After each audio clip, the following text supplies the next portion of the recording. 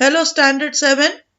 We have started with the chapter The Vijayanagar and Bahamani Kingdom, and today's class we are going to start with the main features of the Vijayanagar Empire.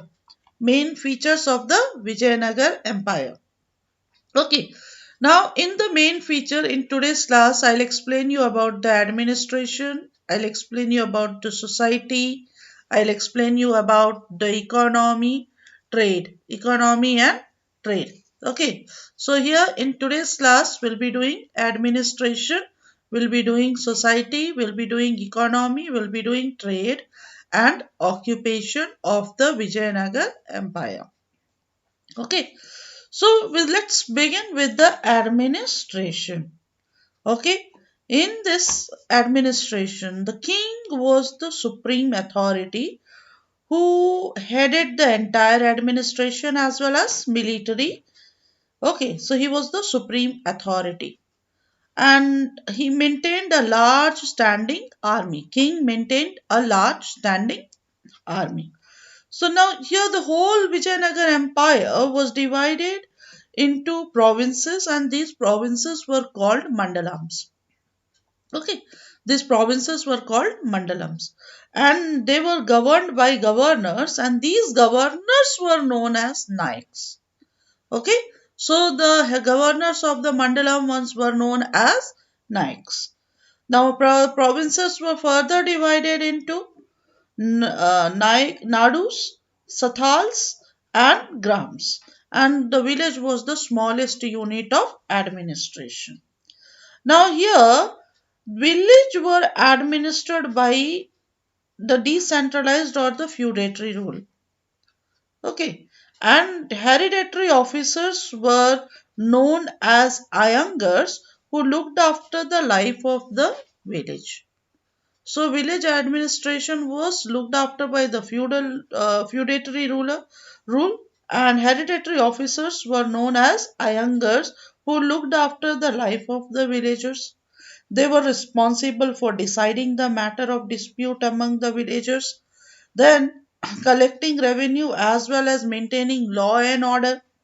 Village so these were the duties of the hereditary officers. The next we have society.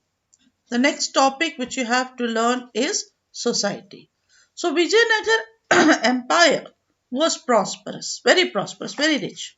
And it can be clearly, we can say clearly, okay, from the fact that every individual in the empire, he was adorned with the beautiful jewelry.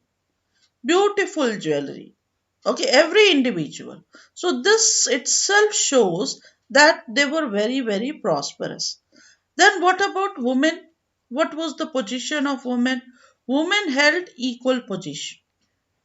She held equal position in the society. She was equal to men. So here some of them were highly educated, most of them were trained in art and music, and they also adopted some profession like wrestling, astrology, soothsaying, or auditing. This type of work done by the men, they were also doing it. What it shows? It shows that they were equal to men. Then Vijayanagar people, they were mainly non-vegetarian and they did not believe in non-violence. Okay. But later what happened? They became more conservative. They became more conservative. Okay. And they began to give importance to religious rituals in order to counter Islamic force. We had the Muslims also started invading. So in order to counter Islamic force, here they started giving more importance to religious rituals. Next we have economy. Okay, next is economy. Now Niccolo Conti and Abdul Razak, they were the travelers. So when they came to Vijayanagar, they have whatever they have seen, they have written in their account, and they says that Vijayanagar court, oh, the the nobles lived a luxurious lifestyle. The nobles lived a luxurious lifestyle, and land revenue was the main source of income.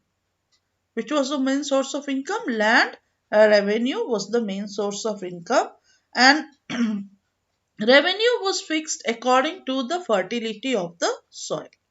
It was fixed according to the fertility of the land, and other taxes were also imposed. Apart from land revenue, there were other taxes also, like property tax was there, sale tax was there, tax on profession, tax on marriage. Okay, these type of taxes also were there, which was the source of income of the empire. The next we have trade. Okay, very flourished trade, very good trade relationship. Okay, they were not only importing, they were also exporting. So they were mainly trading diamond, rubies, silk, cotton, rice, sugar, sandalwood, and spices. These were the items which were traded. Then, in return, what were the things which were imported? Ivory, horses, silk, velvet, and elephants were the main items of import. Okay, so these were the things which were imported. The next we have occupation. Agriculture was the India is an agricultural country, so at that time also agriculture was the main occupation of the people, because soil was very rich. You must be remembered about the Raichur Doab. Not only Raichur Doab, soil was very rich. So agriculture was the main occupation of the people. And what was the revenue which was fixed? Revenue between one third and half of total produce was paid to the king by the farmers. Then we have mining also, and trading were other occupation. Okay, mining was there, trading. These were the other occupation. Land of Vijayanagar was rich in ores and several mines existed there. So yeah, mining also was one of the after agriculture, mining was another important occupation of the people. So today's class, you studied about administration of the Vijayanagar Empire, then, where you studied that the king was the supreme authority. Then, society, you studied the people were prosperous, women were having the equal position. Economy, you studied that the main source of income was the land revenue, and apart from that, property tax was there, sale tax was there, tax on profession was there.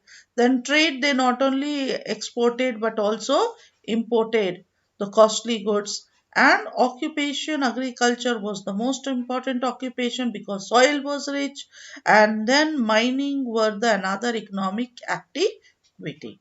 So please learn these topics which are explained to you. Thank you.